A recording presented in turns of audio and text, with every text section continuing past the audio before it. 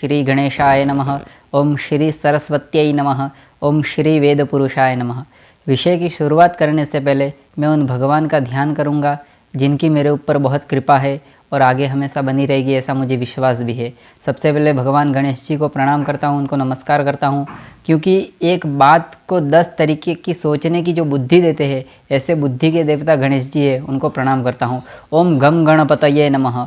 ओम श्री सरस्वत्यै नमः। विद्या की देवी माँ भगवती सरस्वती को कहा गया है, उन्हें भी प्रणाम करता हूँ। उनका एक मंत्र बोलूँगा।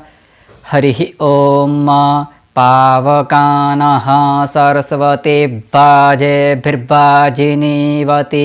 जज्ञं बष्टो धिया वसुः। हरि ओम। ओम श्री वेद पुरुषाय नमः।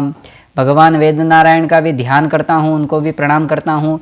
उनका भी बहुत आशीर्वाद रहा है मेरे ऊपर, क्योंकि कहा गया है यावत वेदाक्षराणि तावत हरि नामानि। जहाँ तक वेदों के अक्षर है वहाँ तक हरि भगवान विष्णु का नाम है, तो उन्हें प्रणाम करता हूँ। अब मैं उन परम पूज्य मूर्तियों का ध्यान करता हूँ जिनकी कृपा हमारे सभी गुरु भाइयों पर है। उन्होंने हमारे सभी गुरु भाइयों के अंदर एक ऐसी बुद्धि का विकास किया है कि हमेशा 24 घंटे भी पढ़ाई की जाए तो वो 24 घंटे भी कम पड़ जाए। तो ओम गुरुर्ब्रह्मा गुरुर्विष्णु गुरुर्देवो महेश्वर गुरुः साक्षात् परब्रह्मा तस्मै श्री गुरुवे नमः। अब मैं अपने माता पिता के श्री चरणों में वंदन करता हूँ, क्योंकि वो ही नहीं होते तो मैं आपके सामने यहाँ पर बोल नहीं रहा होता। ओम माता पितृ चरण कमलेभ्यो नमः। अब मैं आप सभी को नमस्कार करता हूँ। राजस्थान की जन्मभूमि, गुजरात की अध्ययन भूमि, आप सभी भारत भूमि के निवासियों को वंदन करती है, प्रणमामि। लिंक को ज़्यादा से ज़्यादा शेयर और चैनल को सब्सक्राइब जरूर कर देना, क्योंकि बहुत ही अच्छी जानकारी आपको यहाँ पर मिलेगी, ऐसा मुझे विश्वास है। और मैं अपनी ओर से अच्छे से अच्छी जानकारी देने का प्रयास करूँगा। काफ़ी समय से मैं वीडियो भी नहीं बना पा रहा हूँ, किसी कार्य में व्यस्तता आ गई थी, उस कारण से वीडियो नहीं बना पाया। लेकिन अब कुछ मैं नई जानकारी भी लेकर आपके सामने आया हूँ। तो बात करता हूँ उस जानकारी के बारे में।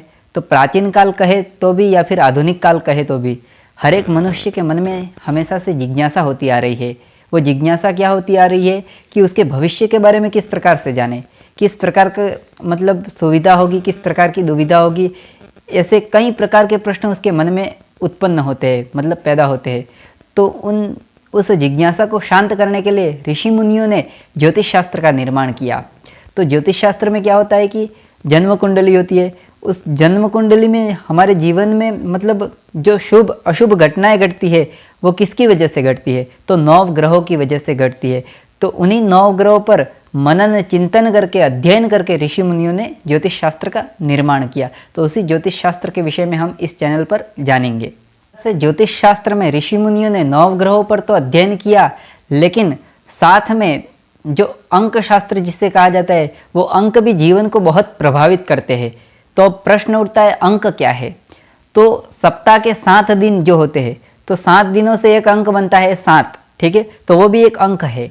12 महीने में कितने दिन होते हैं, तो 365 दिन होते हैं, या 65 बोल सकते हैं, तो वो भी एक अंक हो गया। 12 महीने होते हैं तो 12 भी एक अंक हो गया, ठीक है। एक महीने में 31 दिन होते हैं तो वो 31 दिन भी एक अंक हो गया, ठीक है ना। उसी प्रकार से आपका जन्म कौन सी तारीख को हुआ, कौन से महीने को हुआ, कौन से सन में हुआ, ये इस प्रकार से बहुत सारे अंक है। इसे अंक शास्त्र के नाम से जाना जाता है। ये अंक शास्त्र है, ये हमारे जीवन में किस प्रकार से प्रभाव करते हैं, तो उसके विषय में अंक शास्त्र के बारे में भी हम इस चैनल पर जानेंगे। हमारे जीवन में एक ऐसे भी ज्योतिष विद्या जिसे समुद्र शास्त्र के नाम से जाना जाता है, तो वो क्या है, तो हस्तरेखा जिसे कहा जाता है। तो हस्तरेखाएं हमारे जीवन में क्या प्रभाव करती है, तो उन हस्तरेखाओं से संबंधित भी जानकारी हम इस चैनल पर बात करेंगे। उसके अलावा जो मुखाकृति होती है, मुख की जो आकृति होती है, उस जिस मुख की आकृति है, उस मुख की आकृति के अनुसार भी स्वभाव जान सकते हैं ये व्यक्ति किस प्रकार से होगा। साथ में ज्योतिष शास्त्र में वास्तु शास्त्र जिसे कहा जाता है, घर किस प्रकार से बनाना चाहिए, किस प्रकार से होना चाहिए, कितनी भूमि में होना चाहिए, ये सब वास्तुशास्त्र से संबंधित भी हम इस चैनल पर बात करेंगे। साथ में अक्षरों के हिसाब से अल्फ़ाबेट में 26 अक्षर होते हैं, ए से लगाकर जेड तक। तो उन अक्षरों पर बात करेंगे किस प्रकार कौन से अक्षर का स्वभाव होगा। जैसे किसी का नाम अनिल हो गया तो ए अक्षर हो गया उसका, किसी का नाम आराध्या हो गया तो वो भी ए अक्षर हो गया। तो ए अक्षर वाले लोगों का किस प्रकार का स्वभाव होगा। इस प्रकार से 26 अक्षरों के बारे में भी हम बात करेंगे, उनका स्वभाव किस प्रकार से होगा। हमारे इस चैनल पर ज्योतिष के विषय में जानेंगे कि अंक शास्त्र के बारे में भी जानेंगे, अक्षरों के हिसाब से लोगों का स्वभाव किस प्रकार से होता है, मुखाकृति मतलब मुखमंडल जिस प्रकार का होता है उस व्यक्ति का स्वभाव किस प्रकार का होता है, वास्तुशास्त्र के बारे में जानेंगे, हस्तरेखाओं के बारे में जानेंगे। इस प्रकार से ज्योतिष से संबंधित बहुत कुछ जानेंगे। अब अंक शास्त्र से हम शुरुआत करेंगे। तो अंक शास्त्र में भी बहुत सारे अंक होते हैं।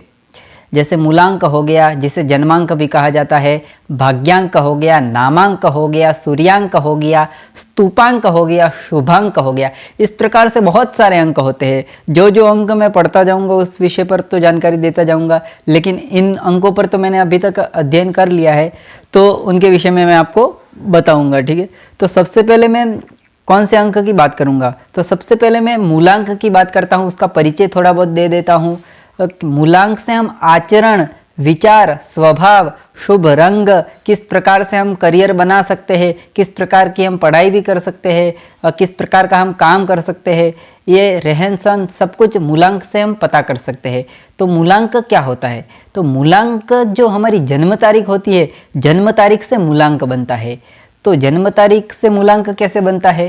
तो 1 तारीख से 9 तारीख के बीच में कौन सा भी महीना हो, लेकिन 1 तारीख से 9 तारीख के बीच में जिसका जन्म हुआ है वो मतलब तारीख उसकी मूलांक हो जाएगी। जैसे किसी का 1 तारीख को जन्म हुआ है तो उस व्यक्ति का मूलांक 1 हो जाएगा, किसी का 2 तारीख को हुआ है तो 2 मूलांक हो जाएगा, किसी का 3 को हुआ है 3 मूलांक हो जाएगा। इस प्रकार से 9 तारीख तक गिनना है। लेकिन 10 तारीख से 31 तारीख के बीच में जिसका जन्म हुआ है तो उसका मूलांक क्या होगा। तो आप सभी जानते ही है, मुख्य रूप से गिनती 9 तक ही है, 1 से 9 तक। बाद में 0 आया, आर्यभट्ट ने जब दिया था, तो फिर हम आगे गिनती लिखते हैं तो किस प्रकार से लिखते हैं, वही 9 वाली संख्या लिखते हैं, उसके अंदर 1 और 0 लगाकर फिर 10 बनता है। उसी प्रकार मतलब 2 और 0 लगाकर 20 बनता है, 3 और 0 लगाकर 30 बनता है। तो इस प्रकार से मतलब मुख्य रूप से गिनती 1 से 9 तक है। उसी प्रकार मूलांक भी 1 से 9 तक ही है। तो 1 तारीख को, 10 तारीख को, 19 तारीख को और 28 तारीख को जिसका जन्म होता है उसका मूलांक 1 होता है। उसी प्रकार 2 मूलांक वालों की बात करते हैं तो 2 तारीख को, 11 तारीख को, 20 तारीख को और 29 तारीख को जिसका जन्म होता है उसका मूलांक 2 होता है। इस प्रकार से आगे जानना चाहिए। मूलांक इकाई में ही होता है, दाही में नहीं होता है। जो दाही की संख्या है, जैसे 10 से 31 के बीच में है, तो जिस 10 से 31 के बीच में जिसका मतलब जन्म हुआ है तो उस संख्या को इकाई में कर देना है। इकाई में किस प्रकार से करना है, 1 + 0 कर देना है तो बराबर क्या आ जाएगा, 1 आ जाएगा। उसी प्रकार 19 को करना है, 1 + 9 करेंगे 10 हो जाएगा, वापस 1 + 0 करेंगे तो 1 हो जाएगा, तो 19 का मूलांक भी 1 हो जाएगा। उसी प्रकार 28 को करना है, 2 + 8 करेंगे 10 हो जाएगा और 1 + 0 वापस करेंगे तो 1 हो जाएगा। मतलब 1 तारीख को, 10 तारीख को, 19 तारीख को और 28 तारीख को जिसका जन्म हुआ है मूलांक उसका 1 हो जाएगा। तो इसी मूलांक की शुरुआत करते हुए हम ज्योतिष शास्त्र में प्रवेश करेंगे। तो ज्योतिष शास्त्र के विषय में हम जानेंगे, बहुत सारी गहराई से मतलब मेरे से हो सकेगी उससे मतलब बढ़िया से बढ़िया जानकारी मैं अपनी ओर से दूंगा और आपको भी मतलब ज़्यादा से ज़्यादा पसंद आएगी और ज़्यादा से ज़्यादा शेयर करेंगे, ऐसी मुझे आशा है और ऐसी उम्मीद भी है कि आप लोग शेयर करेंगे। अस्तु विरमामि नमामि च। धन्यवाद। यहाँ पर इतनी जानकारी देते हुए इनका परिचय दे दिया है मैंने। अब आगे मतलब एक मूलांक के विषय में हम जानकारी बात करेंगे, मतलब तो वो आगे के वीडियो में बताएंगे। मूलांक 1 से शुरुआत करेंगे।